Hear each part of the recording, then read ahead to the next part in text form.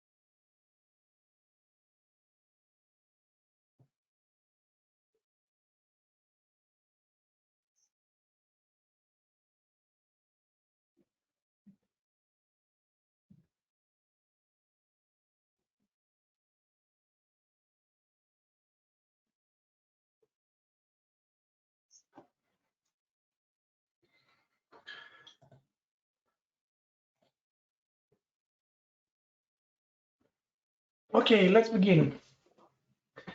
So, thank you very much again for joining in today's webinar about network-based analysis for the discovery of diagnostic biomarkers. My name is Theofilatos, and I'm the Chief Technology Officer of InSyBio, as well as a lecturer in bioinformatics at King's College London. In today's webinar, I will be presenting you contemporary techniques for network analytics and their application for the analysis of omics data, with some applications on the discovery of diagnostic biomarkers. As you will have seen from the setup of this webinar, you are now muted, but you can always send questions.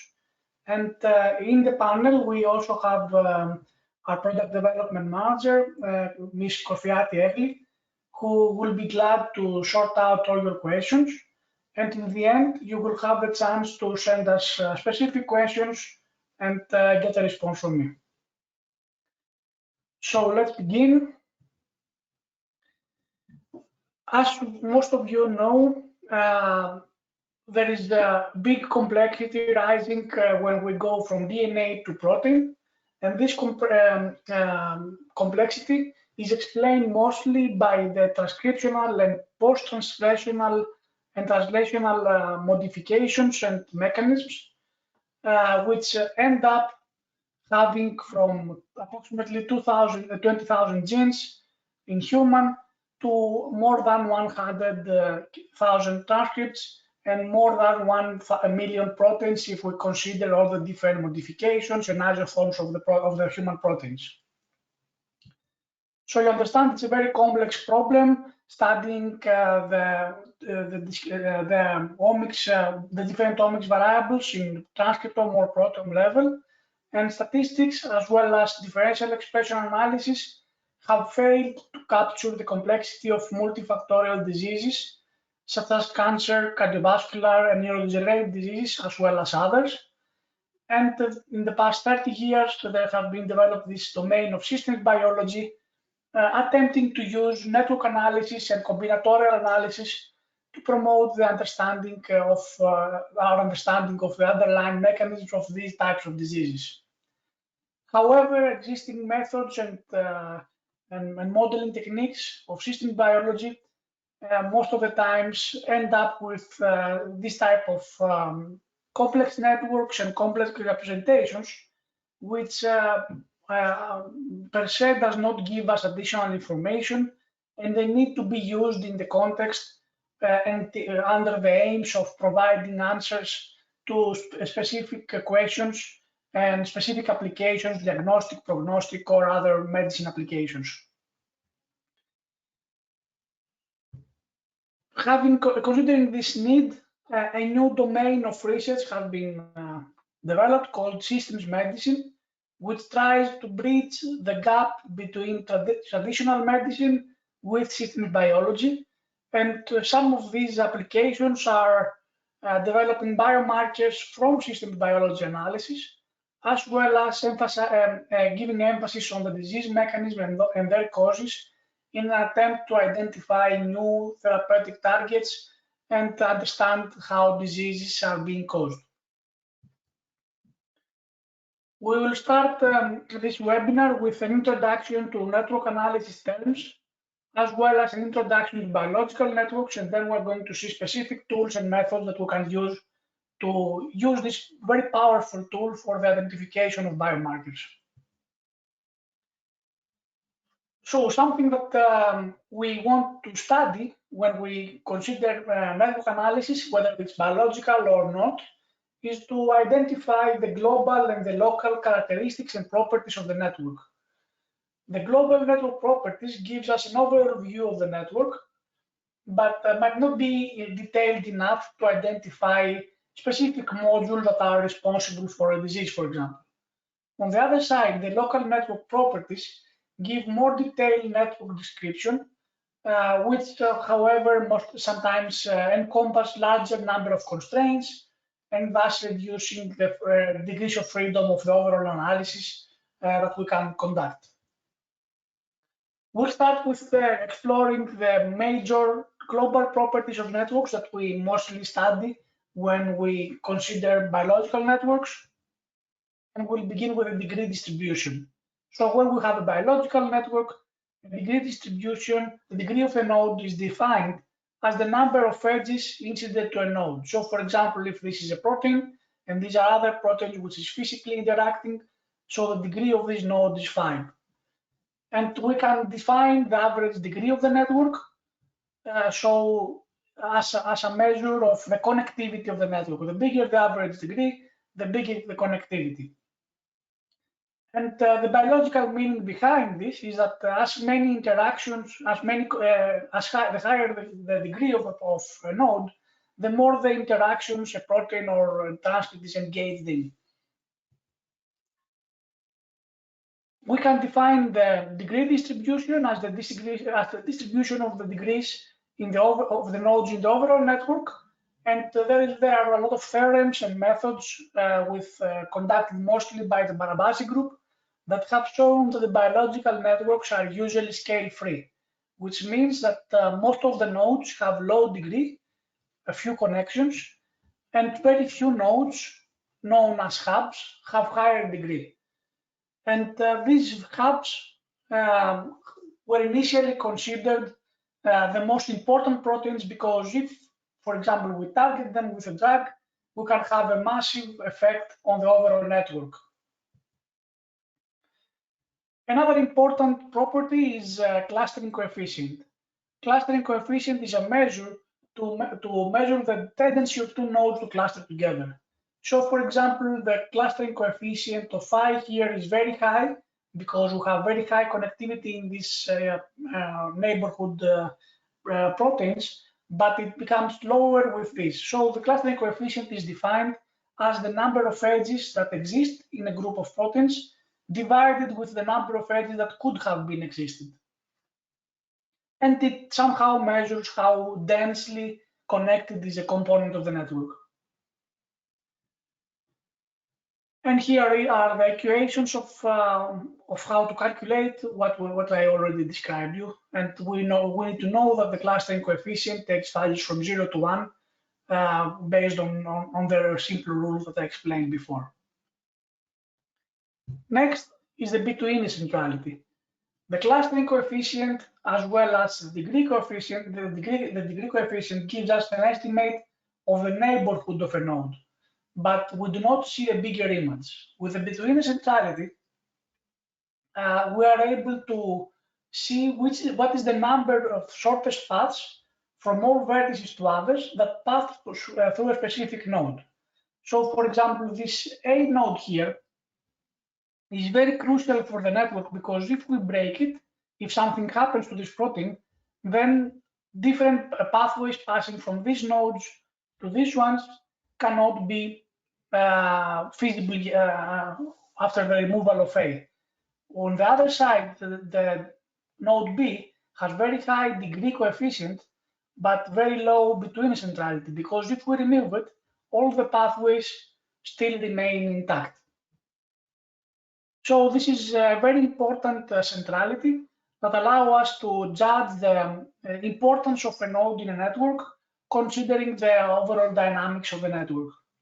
And there are other similar centralities like in-betweenness that can be applied in the edge level, like the in-between centrality, as well as other techniques which use random paths instead of the shortest paths, such as the PageRank technique. And here are the equations for calculating this. We spoke before about shortest paths, and this is a smaller definition here. The shortest path defines the minimum distance between two nodes in the network.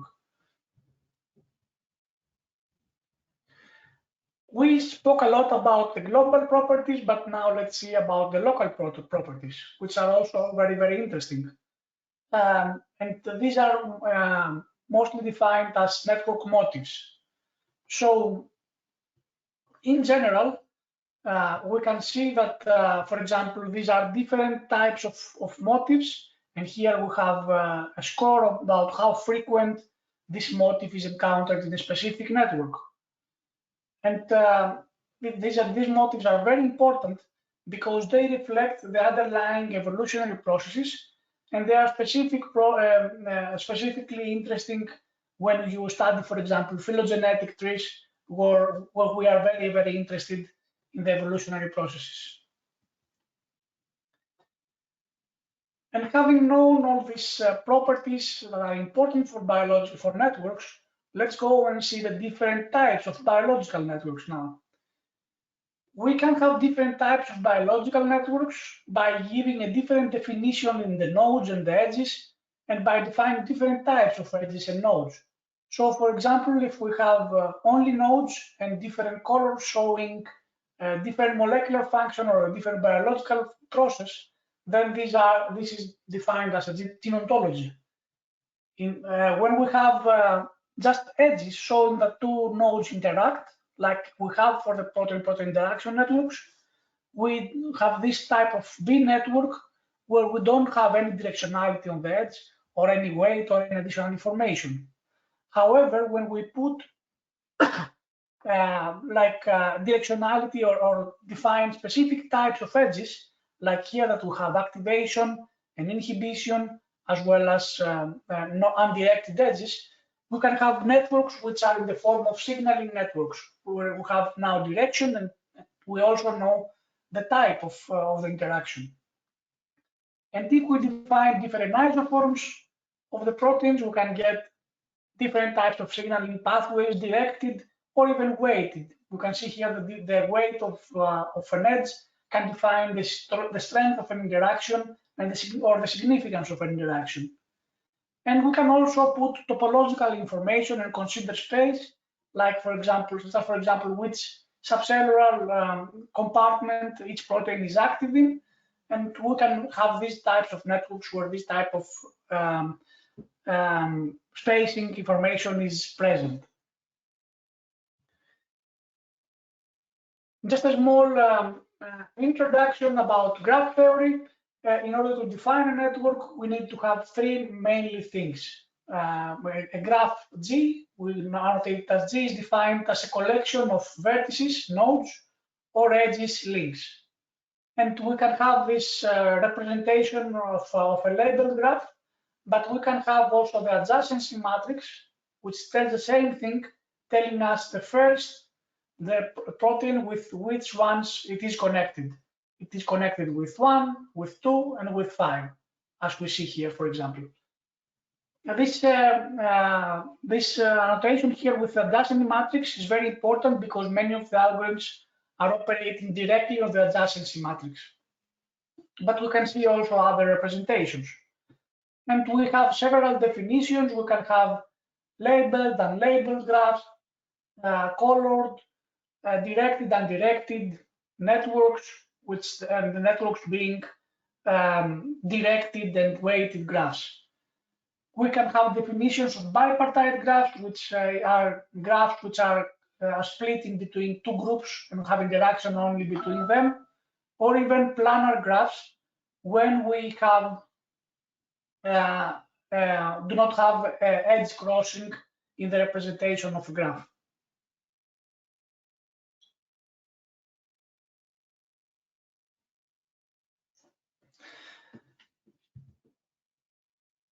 Okay, one type of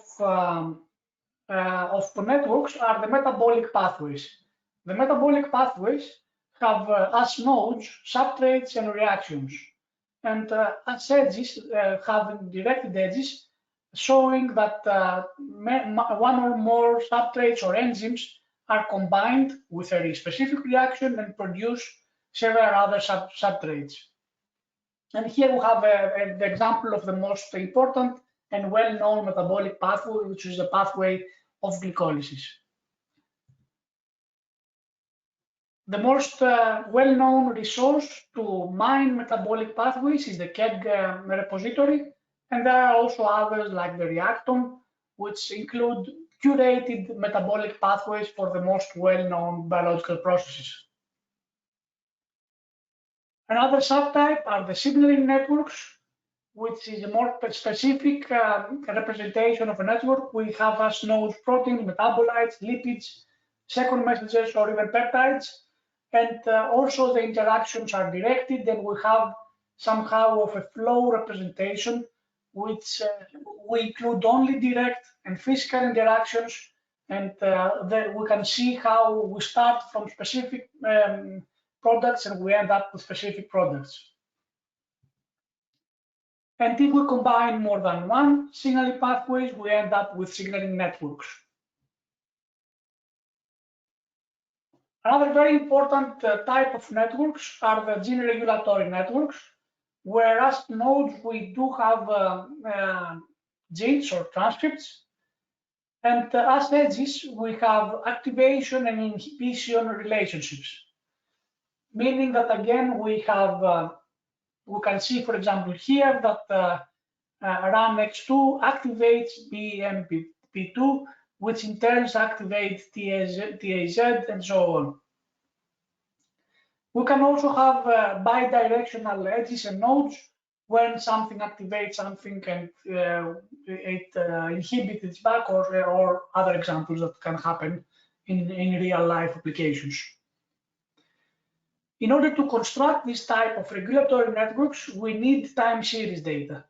We need data that we can identify relationships like this one, that when we get an upregulation of a gene in TAF1, in T1, the time point, we also get an upregulation of gene B in the subsequent time point. And if we get these types of correlations, we can generate gradually the networks such as this, if it is consistent over time, and we can be sure that A activates B and so on. However, most of the time we don't have time series data, or we have very few time points and we cannot reconstruct gene regulatory networks. And this is why we end up using co-expression networks, whether they are gene co-expression networks or protein co-expression networks. The co-expression networks are undirected networks where the edges shows us that one or two genes are either co-expressed or two proteins are co-expressed. And co-expression can be measured with several correlation metrics or mutual information metrics. They're very important analysis of this type of networks because clustering them and analyzing them can give us a lot of information about the molecular functions and the cooperative genetic and proteomic mechanisms that are being conducted when more than one genes and proteins are collaborating. Another more abstract category is the protein-protein interaction networks, and you can see here two examples of fly and worm. With protein-protein interaction networks, you can see physical protein interaction networks where the edges are showing that two proteins are physically interacting, or even indirect protein interaction networks showing something similar to protein co-expression networks. Moreover, we have here the gene-to-disease networks, which is a representation that has been used to associate genes to diseases, and there exist many tools offering this type of analysis, and it is mostly used to discuss and interpret a given biosignature based on the diseases that it has been previously annotated with. And finally, we have drug targeting networks where we have known protein targets, and for example, FDA-approved drugs here, and with edges, we show that these drugs are targeting these proteins. And there are also many databases and datasets around showing how different compounds are targeting specific proteins that have even been inferred experimentally or even with modeling techniques.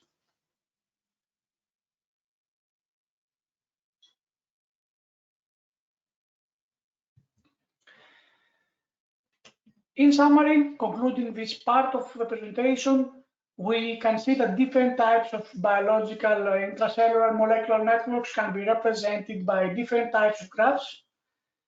Networks can be created from collecting interactions published in many papers, or networks can also be reconstructed directly from the data. Protein interaction networks and cell signaling networks can be connected to drugs and diseases to allow a more elaborate meta-analysis. And finally, the network representation can be used to integrate different datasets using genes as anchors.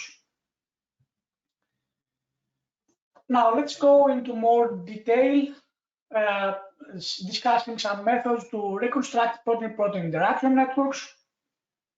And we know that there exist several small-scale biochemical assays which are very good to validate given a small set of interactions, but cannot be applied to uncover the full proteome.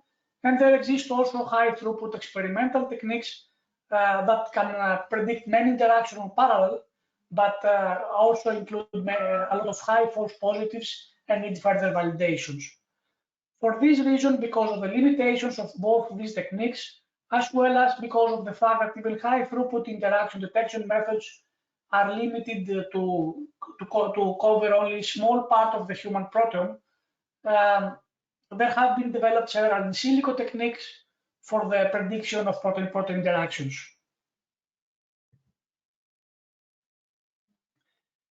There exist many databases. We can see here a small example for some of them, like the HPRD or the DEEP, which are some of the more well-known ones, as well as the Corum, which is the database for the human protein-protein interaction complexes.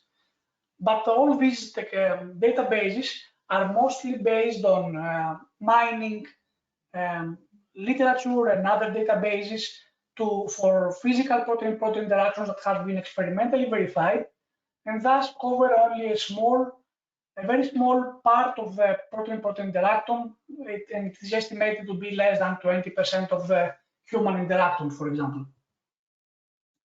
This is the reason why many computational techniques have been suggested, including several databases, like with the most widely known one being StringDB, which includes computational techniques for scoring interactions and for predicting interactions, increasing substantially the coverage, but again leaving more than 50% of the protein-protein interaction unknown.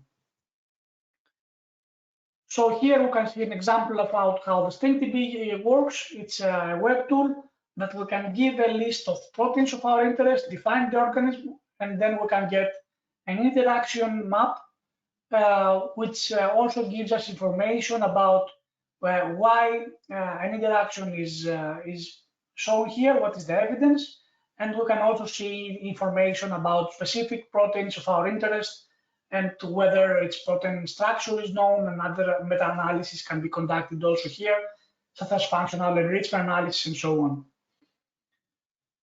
Now let's go and see the standard pipeline for reconstructing co-expression networks, because this is the most widely used application of networks, and something that we will also use in the part of this webinar as part of the biomarker discovery process. So when we got expression data, gene expression or protein expression data, protein abundances or gene expression data, we can use them to measure the concordance of gene expression with a Pearson or Spearman correlation or mutual information metric. The problem here, and the problem of existing techniques, is that we don't know per se what is the best threshold to use for this correlation or mutual information metrics to end up with the best network representation. And one of the rules and one of the most widely used tools are the WGCNA pathway, which calculates the adjacency matrix and raise it subsequently to powers to force the small world phenomenon to occur. The small world phenomenon, if you go in the beginning of our presentation, is this scale-free topology that we want for a biological network to have a distribution of degrees, that the majority of the proteins or the transcripts have a low degree of connections, and only a few hub of them have a high degree of connections. So this is a trick that we do here in an attempt to overcome and force the networks to have the form that we want them to have.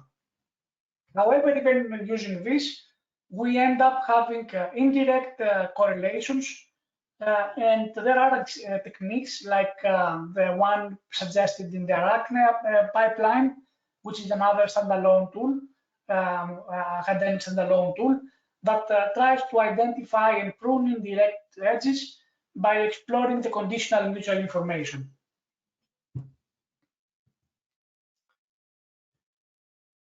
So in an attempt to see what are the applications of this analysis, we can see the pipeline offered by WGCNA, which we already mentioned about its specific features for reconstructing the network. After we have reconstructed such a network, we can apply clustering to identify modules, relate these modules with external information such as functional enrichment analysis, study module preservation across different data and consistency across different phenotypes, as well as in this part, we can also compare different networks reconstructed modules to identify potential biomarkers, and also find key drivers in interesting modules, such as hubs and specific proteins or clusters that are good potential drug targets. And here we also see another open tool that someone can use after you have created this type of networks to visualize them. This is Cytoscape, and it comes in a plugin to include in web applications, or you can use a standalone version with very user-friendly interface that you can import a network and change color based on applying different rules. And also apply different analysis from clustering to whatever you might think you want to do on networks. Now let's go and see some small introduction about predicting protein complexes, but not only that, but in general predicting clusters on a network, on a biological network. So the first group of methods that have been generated for this, ranging from Markovian clustering, the MCL, or even the hierarchical clustering, which is the HCS, or ENCODE, are mostly based on well-known clustering techniques, well-established clustering techniques, and their application in network level. So we'll start with the Markov clustering, network clustering analysis, which calculates this probabilistic adjacency matrix, which calculates the probability of starting from a specific node, let's say 1, and end up with one step. So you might end up with 2 to 3 in this example, with 1 to 3 with 33% probability, and this is why we have this 0.33 in this step. This is how we calculate the initial matrix, and then it sequentially raises it to powers until you end up within a form like this, which clusters the network in different clusters.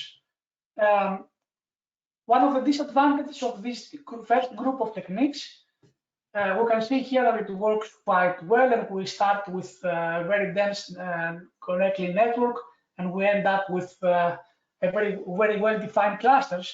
But one of the disadvantages is that it forces all nodes to be clustered in one cluster, and this is not what happens in reality in protein-protein interaction networks and in gene expression networks, where we know that one protein may participate in more than one clusters, as well as some of them may not participate in any cluster and function standalone. In order to overcome this problem, there have been developed new approaches like the cluster one, as well as the GINA method that have been suggested by our company, that are allowing the identification of overlapping clusters or allowing some proteins or nodes not to be clustered at all. And there are also other specific advantages of these techniques that someone can explore and see regarding the more accurate prediction of clusters from this type of networks. And now let's go and see an application of all these techniques that using one of the tools that exist in our platform, InSyBio Suite. InSyBio Suite is a cloud-based platform that someone can use, and InSyBio BioNet is the tool that we offer to facilitate this biological network analysis for the identification of network-specific biomarkers.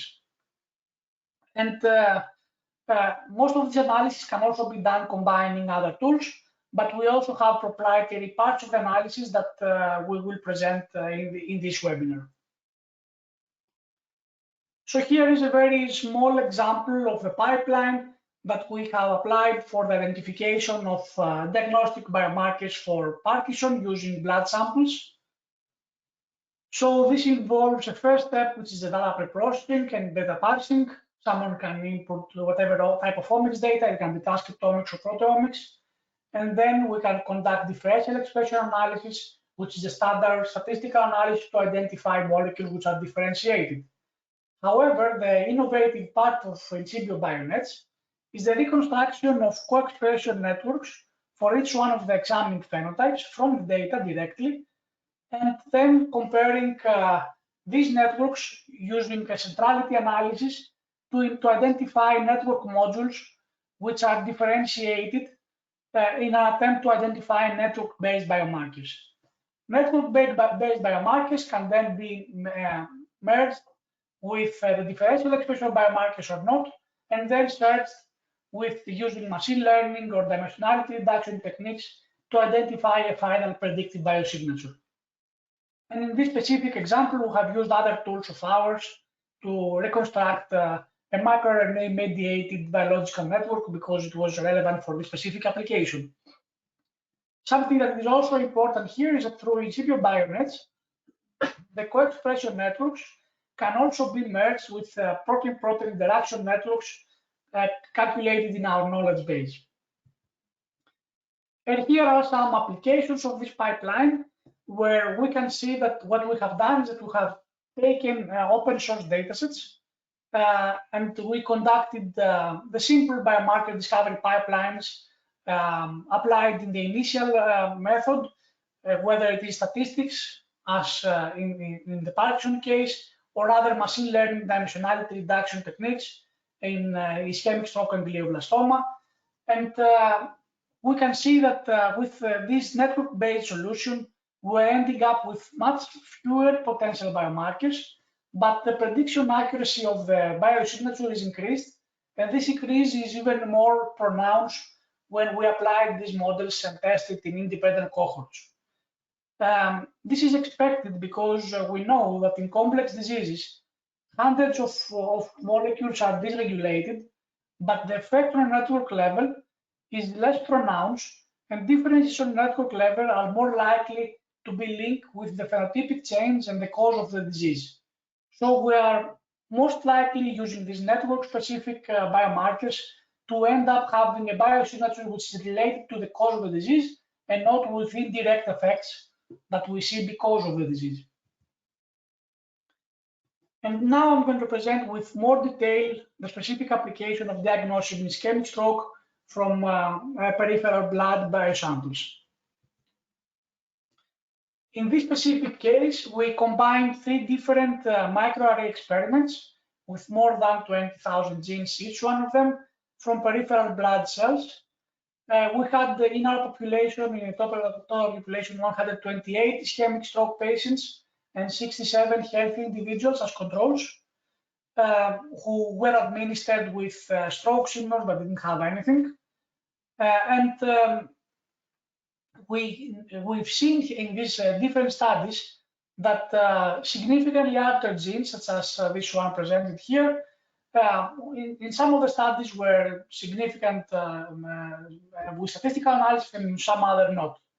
There were many inconsistencies when we only conducted statistical analysis. However, even when we merge the data, we can see that there are many hundreds of transcripts being dysregulated. But even when using this type of these transcripts separately to measure their performance of differentiating stroke with stroke mimics, they just reached performance of 70% in the best case. And these are the top 10 most differentiated biomarkers that we found from statistical analysis. And this is the pipeline that we did. We performed, to begin with, a more elaborate data preprocessing pipeline to allow us to merge these different datasets. So we normalized with housekeeping genes that we know that should be stable in all experiments. We applied arithmetic normalization, filtered for missing values and imputed the remaining ones. Then applied the combination of PCA and local outlier filter method to identify outliers and remove them from the dataset. Applied differential expression analysis as we showed before, and also conducting corrections for multiple testing, and also used our network reconstruction part of InSyBio bionets that allowed us to reconstruct co-expression networks without defining a hard threshold for the correlation analysis. And this network creation was based on the adjusted mutual information methods, and it's a combination of the ArachneApp technique with our proprietary technology that allows to calculate a soft threshold for the mutual information to decide whether something is a real interaction or not. Then we used PageRank centrality and a network comparison method to identify modules in the network that are substantially differentiated in control and disease. And after we have done it and we have this network biosignature, we applied predictive analytics with a machine learning technique to end up with the networks and with the final biomarkers and trying to annotate them with network analysis and associated them with microRNAs. This was a study that was published in BMC Medical Genomics Journal in 2019. As you can see here from this analysis, using differential expression analysis, someone ends up with 557 biomarkers with predictive accuracy of less than 70%, while using random forest and the dimensionality reduction technique, you can end up with 10 potential biomarkers. However, with our network-based technique, we end up with 6 ones, and the predictive accuracy is substantially better for all these cases in the same datasets. And here we can see the reconstructed networks in control and in disease. This is just the second neighbor of the most important biosignature that we revealed, which are these 6 different transcripts that we mentioned before. And the colors show upregulation or downregulation in ischemic stroke patients, while the size of the node shows the PageRank centrality in each one of the different networks. And we can see from this analysis that, for example, the role of BMX transcript is substantially increased in ischemic stroke, while the opposite happens from ID3, which is whose role in the network is substantially decreased. In an attempt to explain this biosignature, we reconstructed this gene to disease network with the weight of the edge showing the strength and the confidence score of the association. And we can see that, for example, many of these markers have been associated with diabetes or cholesterol measurements or myocardial ischemia, which are phenotypes common to and close to ischemic stroke. But there are some other ones, like the NOG one, which have not been related with any similar or related disease. And this is the part of the innovation that this network-based analysis can provide to us, because it's not limited to just the differential expression analysis that most papers are reporting, but you can also identify new associations that you couldn't identify otherwise. To end up, all of these models and biological networks as a modeling technique includes a lot of errors in the process, but when used correctly, they can provide us high insight, and they are useful for us. To conclude, I have here the information for our company and for our platform. What we saw today is the application of an InSyBio BioNets tool, which is a tool of InSyBio Suite. It's a cloud-based platform that someone can acquire for free by requesting a license for 1 month from this link that you can see here. While I want to inform you that webinars like this will follow for other important topics, and you can feel free to monitor our website so that you are aware of this webinar series that will start from September. Thank you very much for the time, and I'm very happy to answer your questions.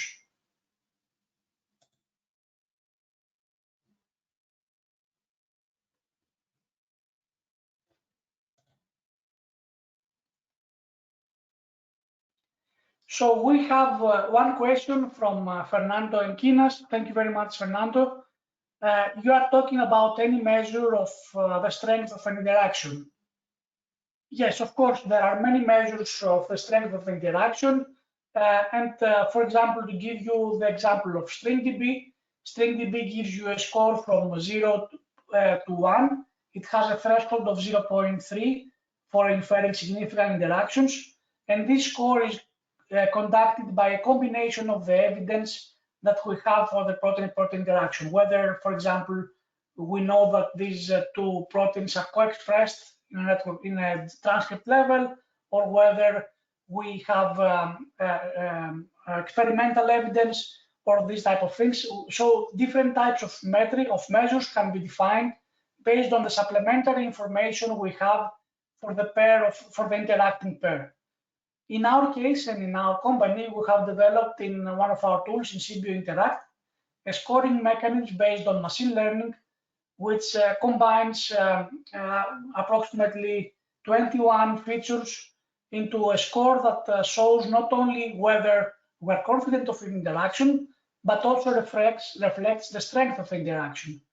And the strength of the interaction can also be measured experimentally or using modeling techniques that can be used, for example, to show in different environments and in different solutions how strong, what is the strength of two proteins matching. Any other questions?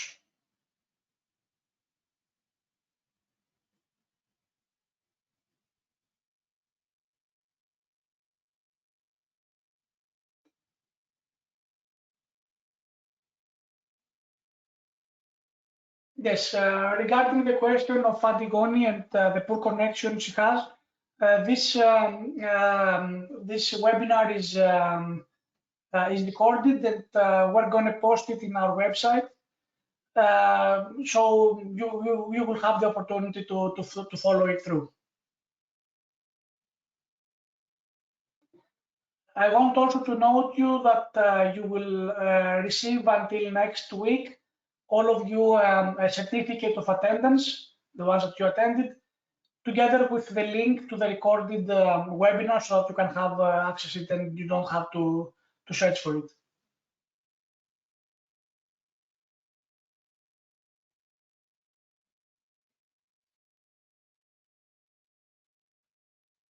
Other questions?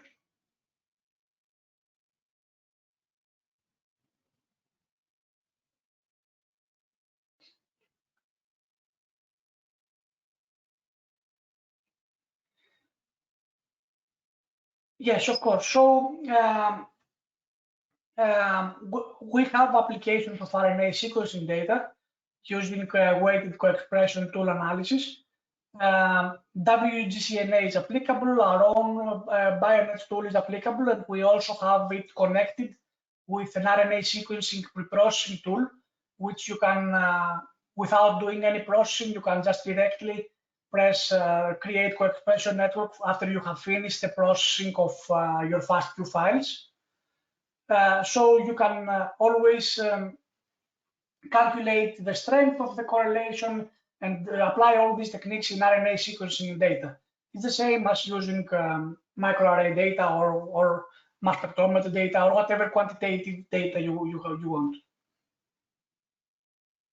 But yes, all these pipelines, WGCNA, ArachneApp, our own tool, are applicable in RNA sequencing data.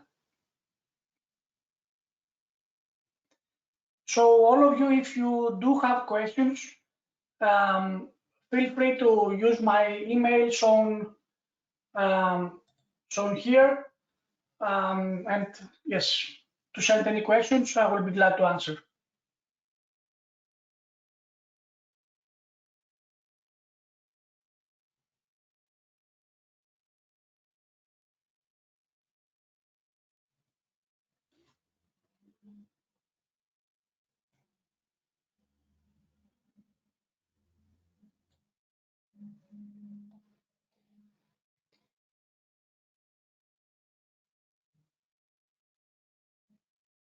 Thank you very much for your time and for being here.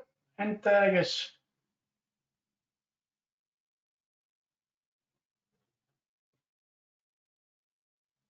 I hope that this could be useful for you. And as I repeat, if you have any questions, feel free to email me. Thank you very much.